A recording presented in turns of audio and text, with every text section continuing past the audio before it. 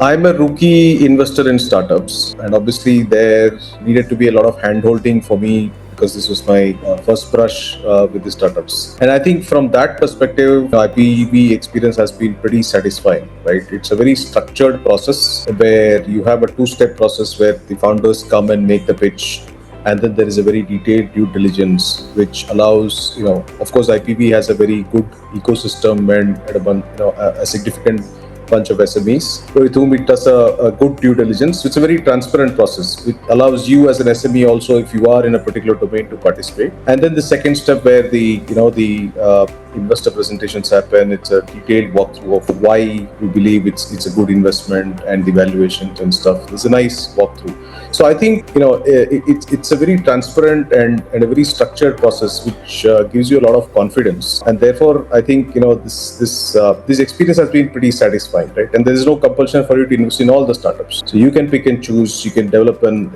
insight and an intuition before you actually jump in, make your investment. So I think from that perspective, I think it's been a wonderful experience with IPV so far.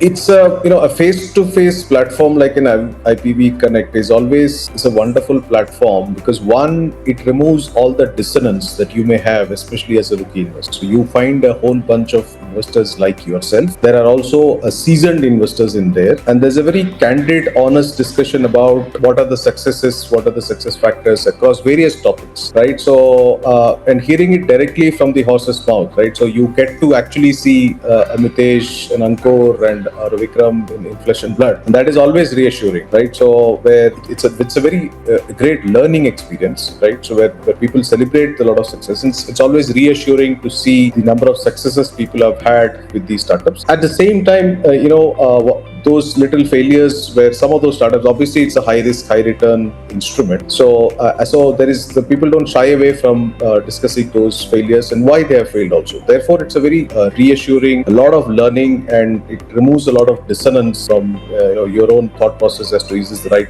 kind of move I've made. So I think that from that perspective, IPV Connect is a fantastic platform to connect and learn and to reassure yourself that this is the right move that you made by working with IPV.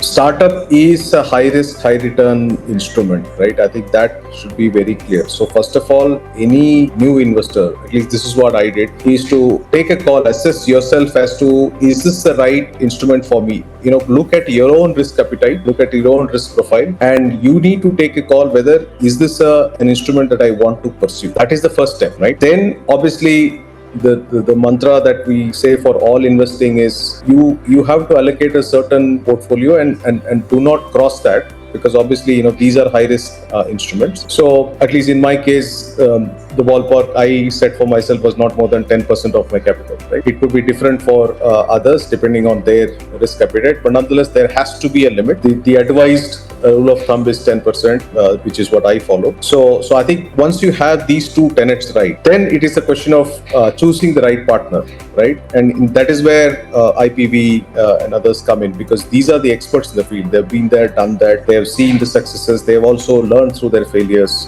So, choosing the right partner like an IPV to be able to go there and then invest in startups is the right way to go. But the first step, of course, is to reassure yourself that this is an instrument that I would like to include in my portfolio, right? Look at it from an overall portfolio perspective and then take the step forward.